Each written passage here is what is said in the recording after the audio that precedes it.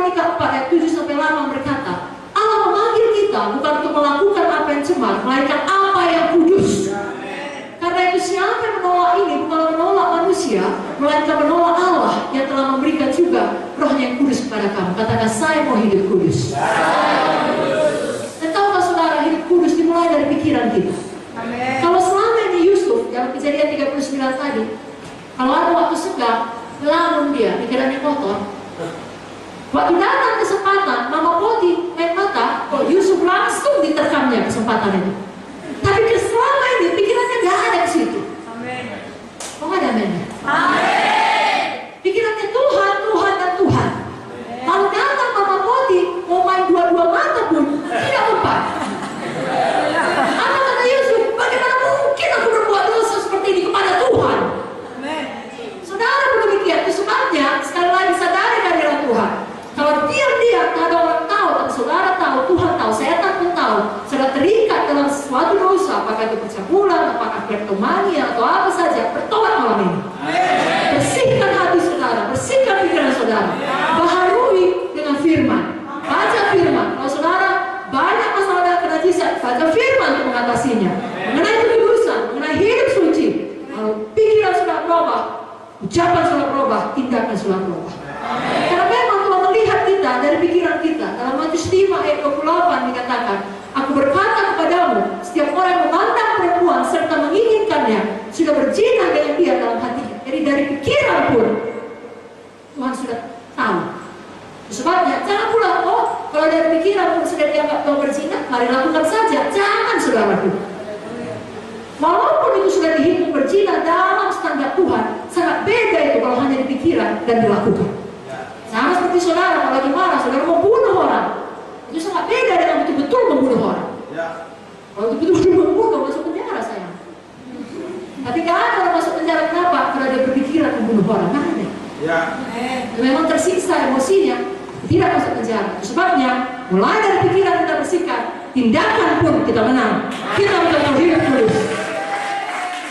Bacakan satu ayat lagi, 1 Petrus 1 ayat 14-16 mengenai kekudusan. Hiduplah sebagai anak-anak yang taat dan jangan turuti hawa nafsu yang menguasai kamu pada waktu kebodohanmu.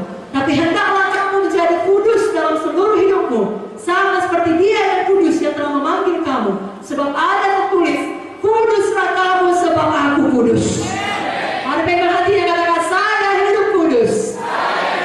Sebab Tuhan saya kudus. Amin.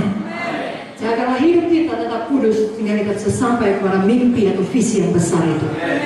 Sedikit lagi, ujian yang ketiga. Kalau yang pertama pengkhianatan, kedua integritas, termasuk kekudusan, yang ketiga ketekunan, kesetiaan. Saudaraku, kalau namanya tekun dan setia itu kualitas yang diinginkan semua orang. Maka banyak saudara masih muda akan mencari kualitas itu lebih dahulu daripada fisik.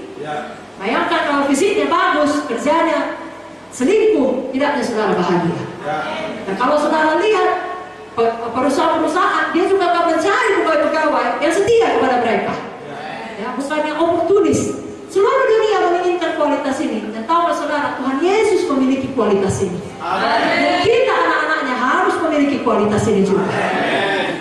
Mungkin saudara berkata atau pernah mengalami sendiri, di awal saudara untuk Tuhan, apa saja saudara doakan, cepat kali dijawab Tuhan.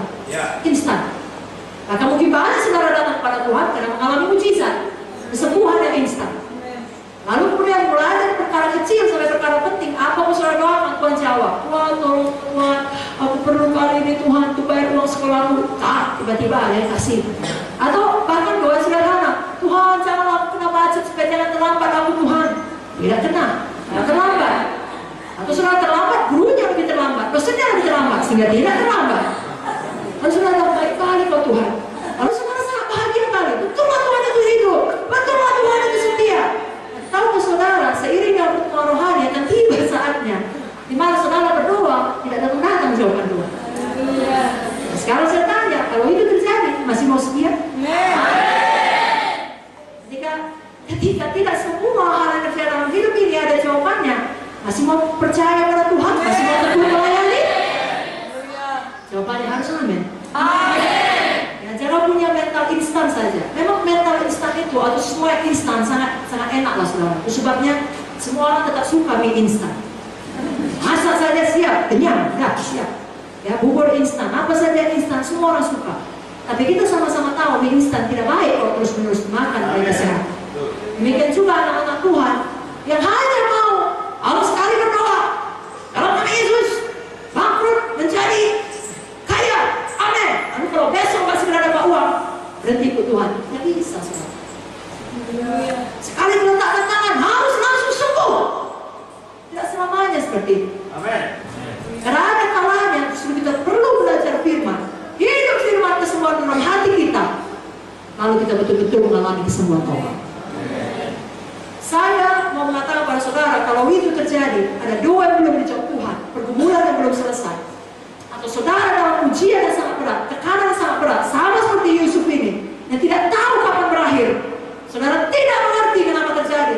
Yusuf pastilah tidak mengerti kenapa aku patuh sama bapakku, justru berakhir di lubang sumur, dijual sebagai budak. Patuh di rumah Potifar, berakhir di penjara. Menolak mama Poti, difitnah, dipenjarakan untuk beberapa tahun yang tidak tahu sampai seberapa lama. Tentunya sebagai manusia ada tanda tanya, tapi dia pilih untuk tekun, dia pilih untuk setia.